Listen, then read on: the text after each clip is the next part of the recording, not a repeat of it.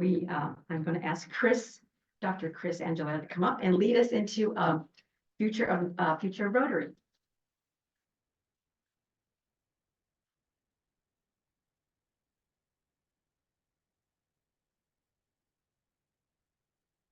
Hi, everybody. Hello. I was hoping for a bigger crowd today, but you guys are now the leaders in our membership efforts. So whether you wanted to be or not.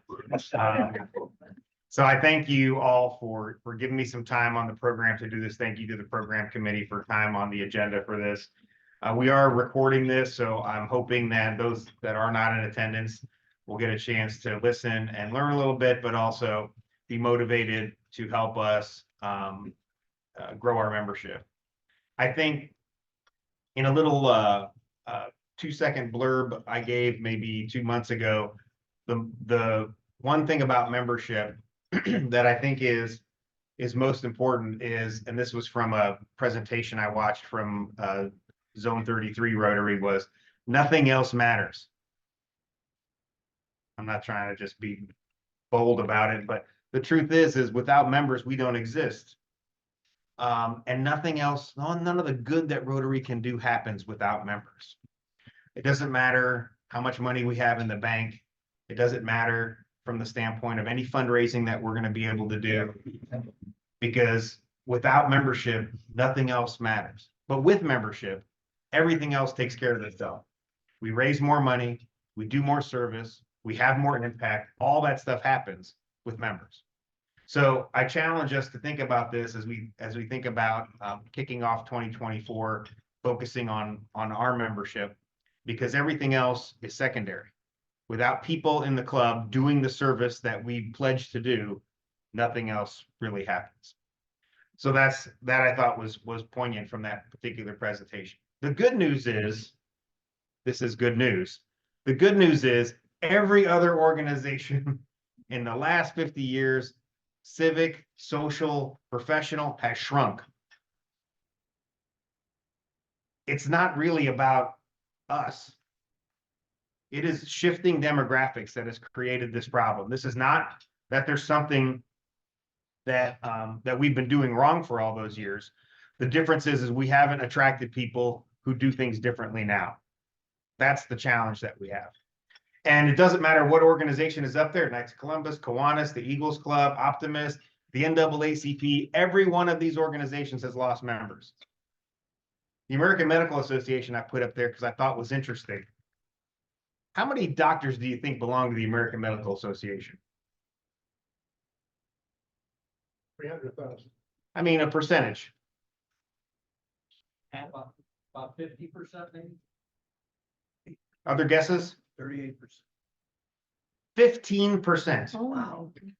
How many in 1965? How many were members of the AMA? 70%.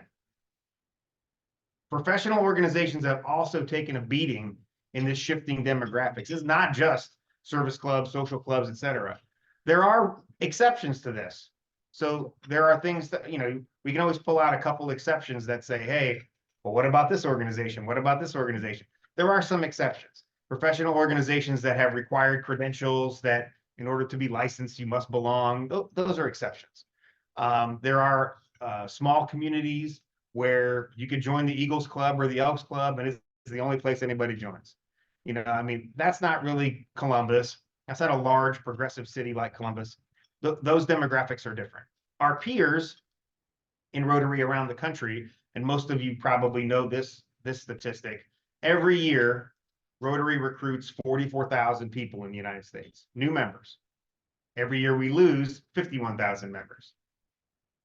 So not only are we doing an okay job of recruiting, but we're doing a not so okay job in retaining people.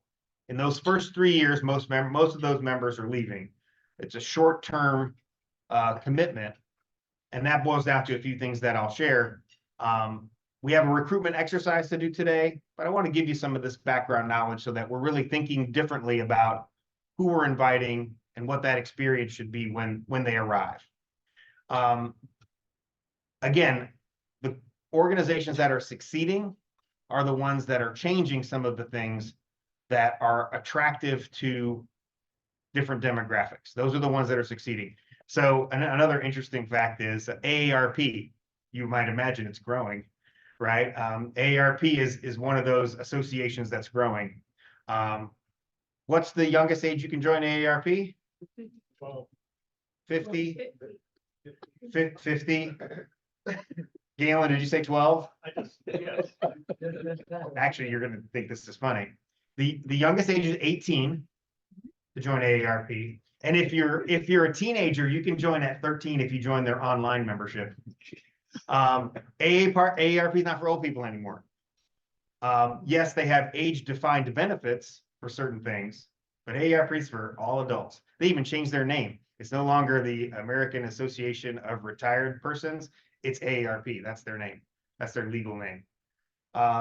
They're growing anyway. Like they didn't need to change anything. They were going to grow. But even they have looked at what their membership is, what the criteria is, and what the benefits are, and have changed that, knowing that they could expand their base. So just an interesting fact. There's 20 years of research on this. So as some of you know, I've spent time as a membership chair in other clubs, but I also spent most of my life working for the YMCA. And most of this research is not about YMCA or rec center memberships and things like that. Most of the research is around professional associations. But a lot of it also is about civic clubs, social clubs, things like that. Tons of research on this. And basically distilling it down to what the challenges have been is these societal changes have made the biggest difference. Access to information. In other words, I don't need to come to a club meeting or come to a chamber of commerce or come to my professional organization to learn something about my profession or to learn something about my community. I can do that with the Google machine in my pocket. Right? Access to information is everywhere. The shift philosophically shift from individual to collective. And so the idea that not only are people interested in what matters to them, but they're interested in what matters to their larger community. And I think that's always been a Rotary benefit. I think Rotary's always had that piece figured out. But despite that shift, people want a return on their investment. And whether that's an investment of time or money, they want a return on that. They're not going to waste their time on something that isn't valuable. And this is not always about money. It's mostly about value, just like everything else, right? It's not really about the cost of something so much as what value am I getting from it? And I think younger people are probably more inclined to be, I can't waste my time doing that. It's funny, I asked my daughter, as most of you know, I work for the Boy Scouts now, and the Boy Scouts have all these girl programs too now that are all outdoor adventure. And my daughter is such a great outdoors woman. She loves the outdoors and she loves hiking and camping and everything. And she now works for the city in Parks and Recreation, and she works, inside. And she's like, I need more outdoor time in my life. And I said, oh, why don't you volunteer to be a female leader in one of these girl units that are taking girls camping and going hiking? And she's like, that takes way too much time and way too much effort. And there's a lot of training involved. Like, I don't want to spend time doing that. And it's something that she loves to do, but yet she's like, nah, not really. The other thing is the silver tsunami. Everybody knows what that is. Every day, 10,000 people turn 65 in America. And so obviously that's a shifting demographic that has changed many things. I would add a couple things. Work structures and how we communicate are two things that I think have also changed. That makes a big difference in how people engage with their community. So there's some great research out there, a book written 20 years ago called Bowling Alone. Who has heard of it? Yeah. So it was very popular 20 years ago, written by a Harvard professor. And it's all about civic engagement and social capital. It's about how people join and belong to organizations, right? This guy, probably Robert Putnam's his name, kicked off really the idea of these shifting demographics and how it could impact organizations like ours. We're one of the many organizations in that book that is busily losing members among with 100 other organizations. So as we think about our future, we have to think about how we're communicating and the things that we're doing related to that. But the question is, who are we from that standpoint? I've been repeating 100 times what Steve Heiser told me, which is, we say we're a service organization that meets once a week, but we're mostly a meeting organization that occasionally does service. So we have to kind of figure out kind of what our message is to people and what it is we want people to hear and see when they think about Rotary. If you ask people in their 30s what they think about Rotary, they assume it's mostly for older people. They assume it's mostly for higher level business professionals. They assume it's expensive. And I think all those things might be true. And so we have to be able to make sure we have value. We have the messages going to people so that they think that there's a value to being part of an organization like ours. There's a social aspect, a networking aspect, and program and information aspect. And then there's also the service aspect that we have to be constantly putting in front of people. I think our club is doing a great job of giving opportunities for people to get plugged into things to do. And I think that's most important. Coming to meetings, coming to a social, doing a service project, all that stuff matters because people join for different reasons. One of the first things that we've been talking about in the membership committee is find out why people want to join and help them get connected to the thing that they value. And if we do that, people will stay longer. The key is doing that early in their membership. Who's our target demographic? This is what I would say our target demographic is: mid to upper career professionals, 35 to 50. I don't know if that's the right demographic. Would anyone add something to that? I think that's our demographic, and people that live, work, or just care about Columbus. Right? That's probably the only criteria we have. What we can't be is we can't be all things to all people. Just like anything else, when you sell a product or have a service, you have a target demographic that you're working with. There's nothing different about this. In the YMCA, our target was families, right? Our target population is families. Everything we do, policies we made, any program we were running, we focused on how is it going to help families. Yes, we have other members that are single adults, and yes, we have other members that are older adults, but our target demographic is families, and that's who we're going to cater to. And focus on what's meaningful to that target group. So if you're 35 to 50 years old, what do you think is meaningful? I think for a lot of people in that category, they're having some place to actually meet other people who are 35 to 50 because of exactly what you've been talking about earlier. People work at home, they don't know their neighbors, they're more mobile. So like it's a way of actually getting to know other people. There's certainly a networking aspect to it, relationship aspect to it. What else? Well, career advancement, people are trying to get ahead at whatever they're doing. Absolutely. I think that age group also, it's funny, I hired a young woman just 2 months ago, and she's 38, and she's talking about conversations with her mentor. Like she's like actively sought out a mentor and has been working with this person since she came to Columbus about 5 years ago. And so that's the kind of thing people want. They want a relationship with someone who can help them with career advancement, help them learn those things. Yeah, I think people want to do, I don't care what their age, they want to do service.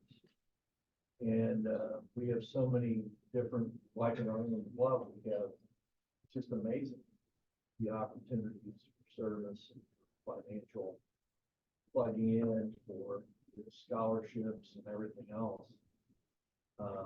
So those are things that people value. Yeah. And in that age bracket as well, people are raising their families.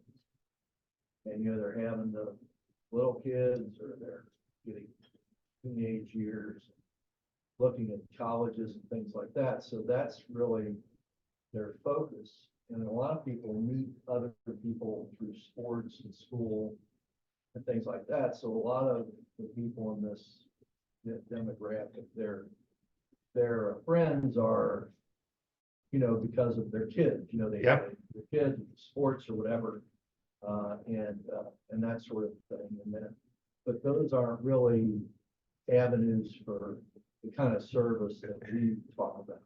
Right. No, that's a very, very good point. People's relationships today are more centered around their kids. Most of us probably joined Rotary when we were younger, right? I mean, I joined Rotary in 2001 and I was 32 years old. So I had a young family and did things that young families do, but made time for this, for the professional side of it. And so that's the challenge, is how do we have value to add something else to people's plate when they already have other activities filling up their time. So, and they're working at maybe the peak of their career, working at the busiest time maybe of their career to prove themselves. The one mistakes that all these organizations have made is young people will just grow into it. They'll just eventually join. Right. Well, we could look at the numbers for the last 25 years and know that it just didn't happen. Like, people just didn't eventually just start joining. So they didn't really grow into it. Today's professional, not that unlike what Bill was just saying, people expect to lead, they expect to learn something, and they expect to make a difference. Opportunities for leadership is really important. And opportunities to learn something and make a difference. Building relationship, building a career, having a mentor, all these things are things people in this key demographic really want to get out of joining something. They value inclusion over status. And that's something that's different. And they value experience over information. Information's everywhere. But experience is not. Experience comes with doing something together with other people. That's also how relationships are formed, right? The best relationships are formed when you're doing something side by side with someone. The shared experience is what creates, we always used to say in the why, it's what builds loyalty, right? Is the shared experience. People all taking a class together, right? How do we make sure we introduce people to each other so that they have friends? But beyond that, a lot of people in that age bracket are looking for mentorship from older people. Absolutely. And so, we have tremendous numbers of professionals in our club who are maybe, toward the end of their career. That kind of mentorship is a wonderful thing. I think that is very, very key at our time in our club, because we have lots of great longtime professionals that could be great mentors for younger people. We all need someone at stages in our career to help us get better, to people that we can learn from. And ideally, it's not people inside our organization. People have mentors because it's not their boss, right? I mean, your boss can't really be your mentor in the truest sense. Maybe when they're no longer your boss, they could be your mentor, but not now. So people in this room are the people that these upper mid career professionals are looking to be those mentors for them.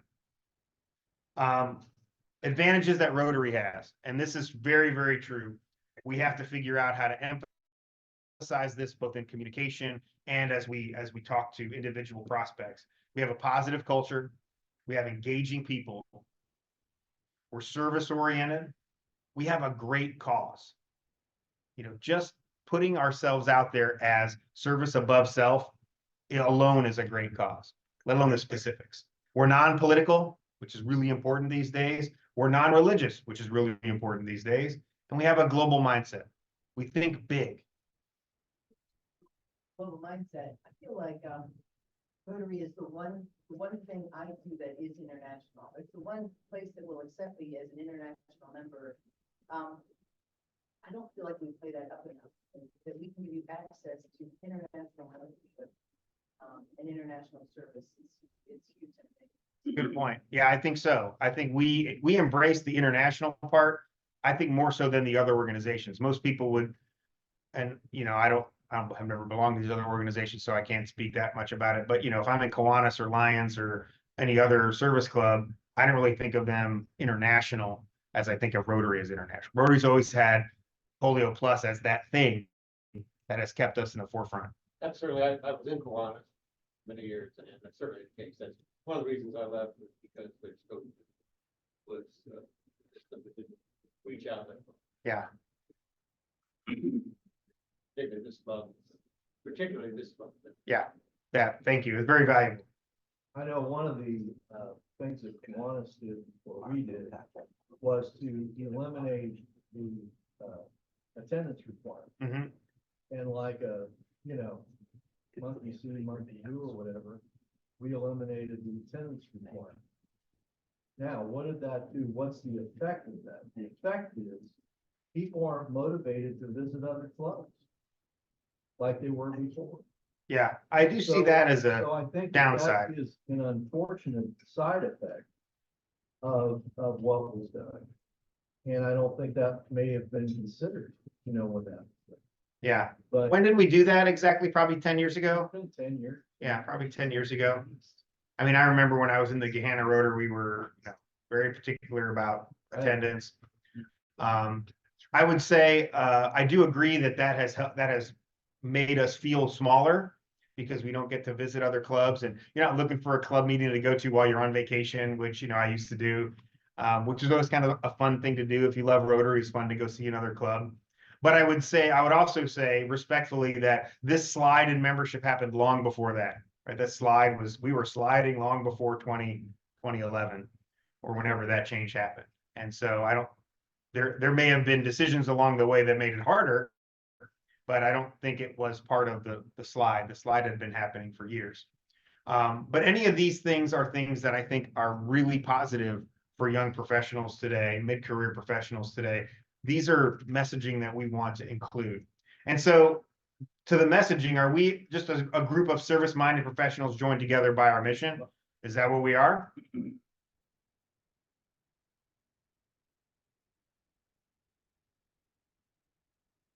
Yeah, I think so. Yeah, that's the simplest definition of who we are. Absolutely. I would challenge each of us to think about communicating what Rotary does in a more impactful way. Think about communicating it from the standpoint that we're connecting Columbus youth to careers and educational opportunities that will help build a career. Something specific when you're recruiting people, something specific about what we do, that we're part of a global movement to eradicate polio. Right? Let's be real specific on the impact that we're having, that we're building bridges in the Linden community to help foster understanding. Like, be specific about what we do. Service alone doesn't give people something to wrap their head around. We've lost a generation of people who could have been Rotary members, so people don't know. We can't take for granted that people know what we do or who we are. Chris, are there any organizations in this county that are growing? And if so, do you know who and why? I would have to do some research on our location in particular. I mean, there are certainly some professional organizations that are growing around the country, but I don't know about here in Columbus. I think there's a group called Young Professionals in Columbus.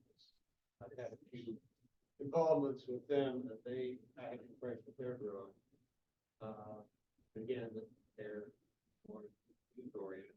I think your age range of double. It's only 15 years and it should be 30 years, 30 to 60 years.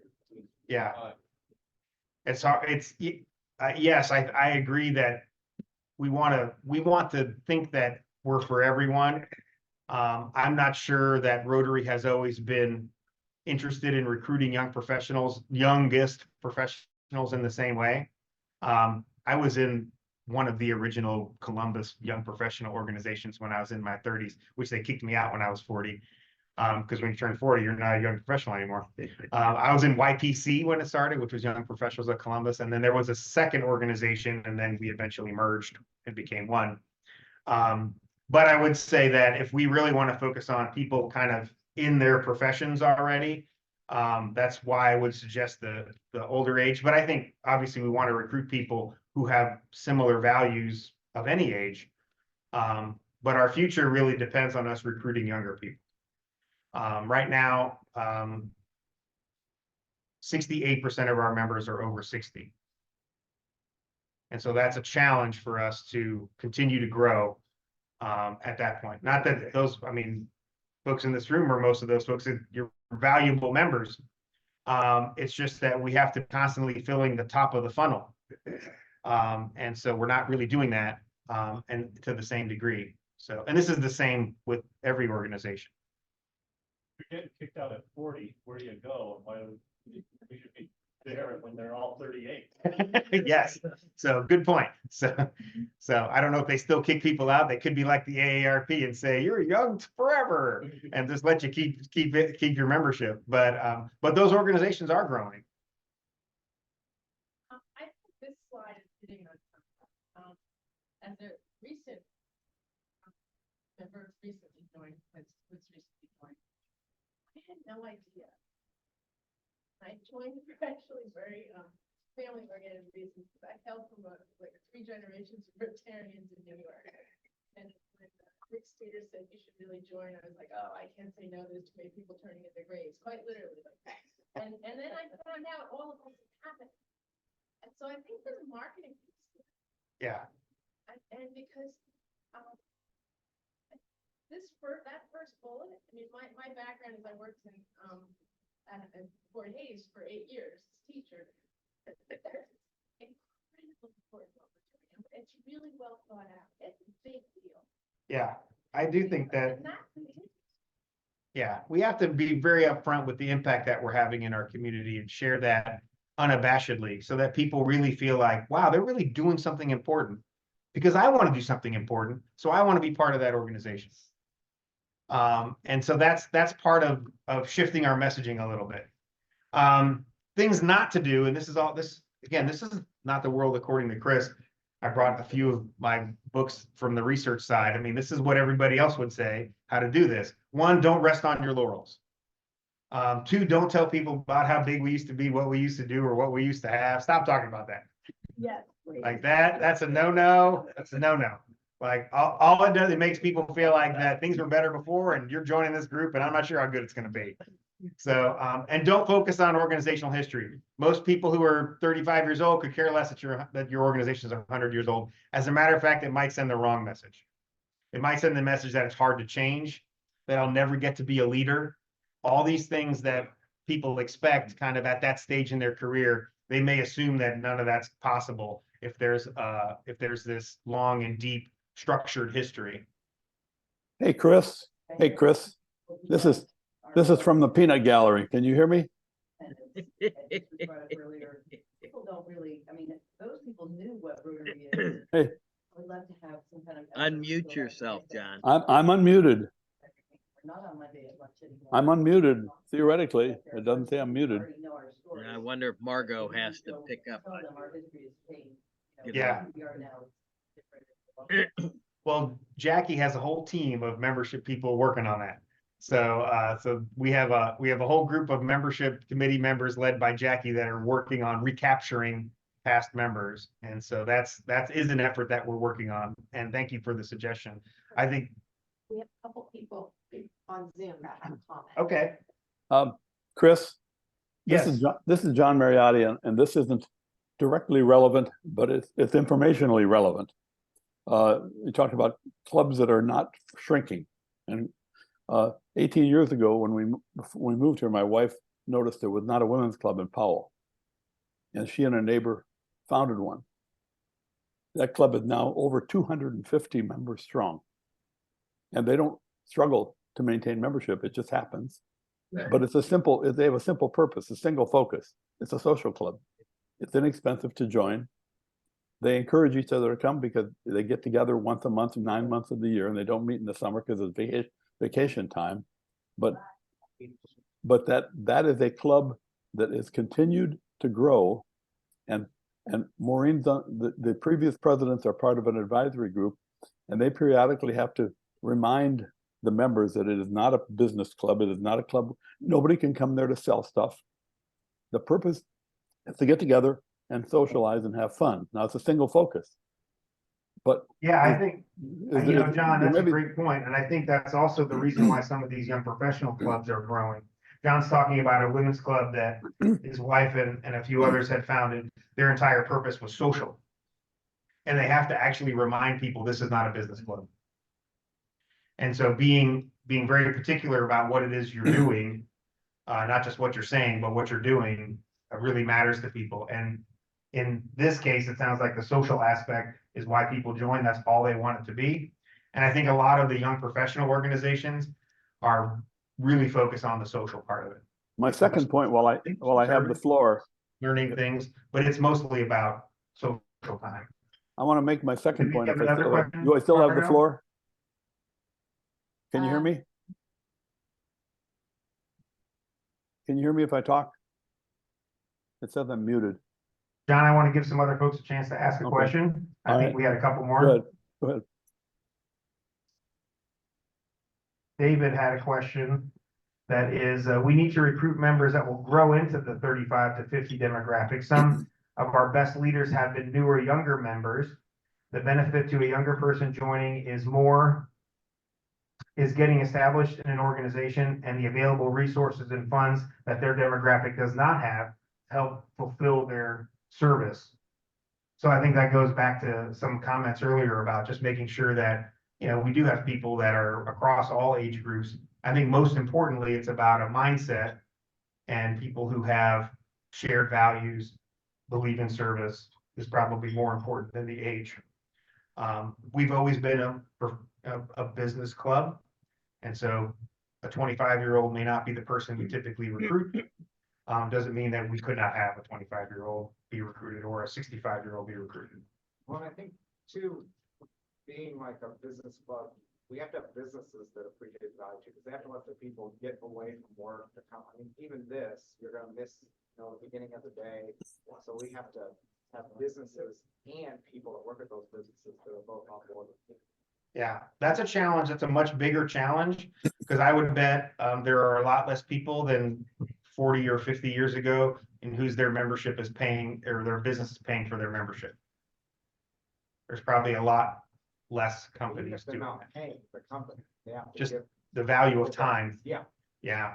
And so and this again, we've kind of lost a generation of people. And so many of the business leaders that we are all working for, they never belonged to Rotary before.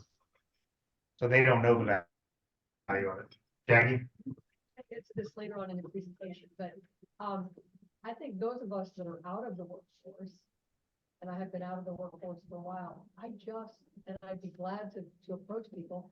I am not around any young people, so maybe you'll have some tips. And it's kind of the elephant in the room. Everybody here might not, may not know a lot of young people. So what can we do? Yeah, I'm going to give you some tips. Okay. So today's exercise, we'll jump right to it in a second. These are great tips. I think we also, and maybe you're gonna get into this, ought to also know why people don't join Rotary.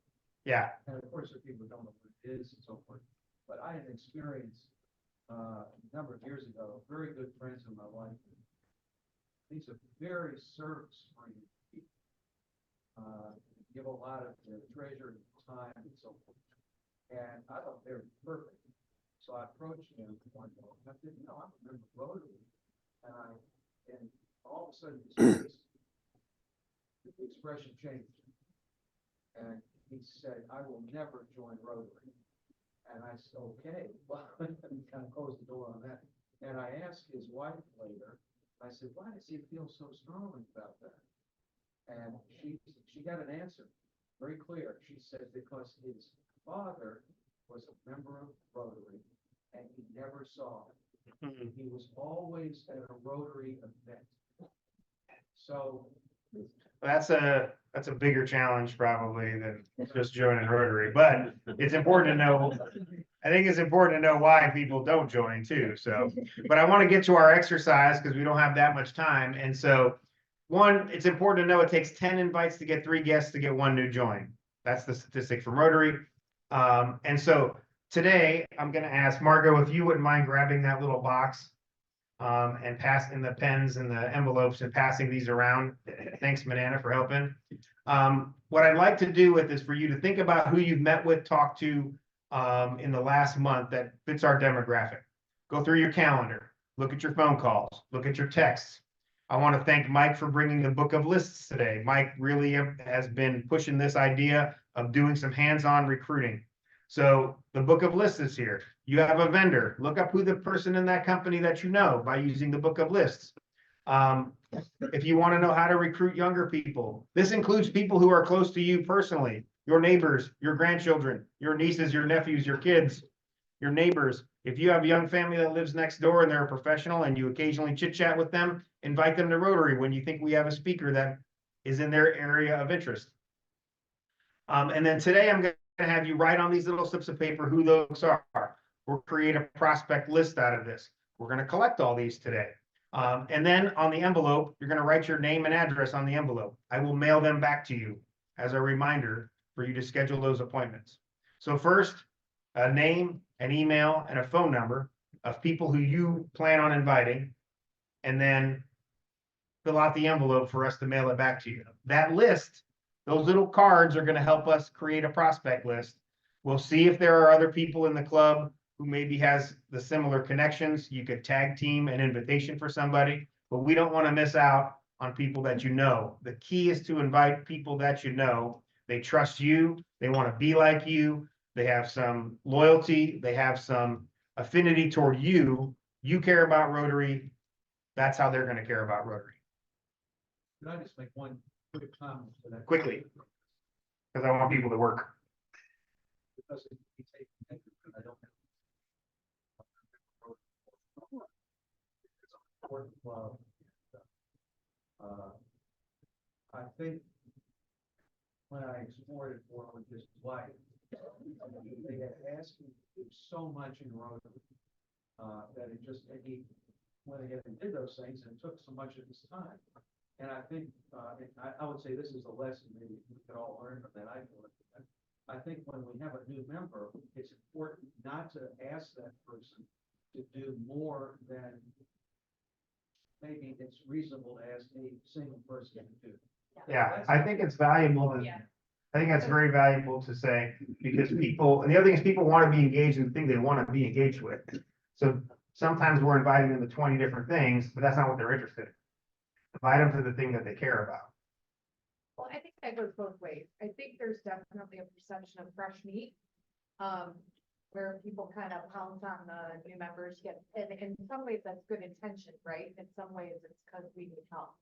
But I think there's also the, hey, I'm going to this social, are you gonna go?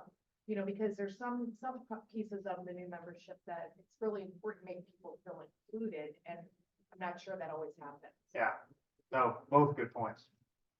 So take a few minutes, write down some of these names, 3 to 5 people that you would like to invite in the next few months. We have a membership recruitment challenge with the district right now for the months of February, March, and April. So we want to be thinking about inviting people during that time. I'll give you some time to work.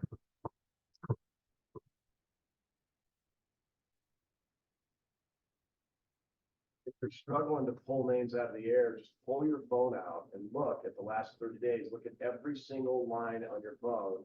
Go, who was I with at that meeting? Who is their brother? Who's their coworker? I mean, if I'm with the CEO of somebody and I'm like, he'll never join. Okay, who's his vice president? Who's his whatever? Look at your phone, and then if you don't even want to, if you're so excited to do this, you don't want to wait till Chris mails it back to you. Take a picture of it with your phone. Call him this afternoon and invite him to Rotary next week or the next week after. We can do this. Thanks, Mike. Sorry, Scott. Oh,